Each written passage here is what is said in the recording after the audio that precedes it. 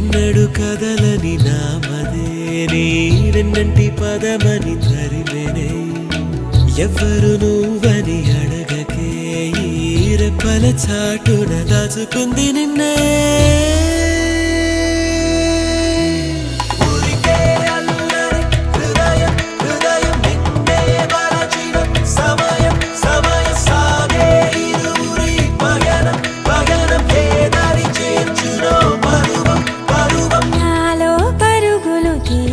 మనసే నీకై వెతికెను తెలుసునా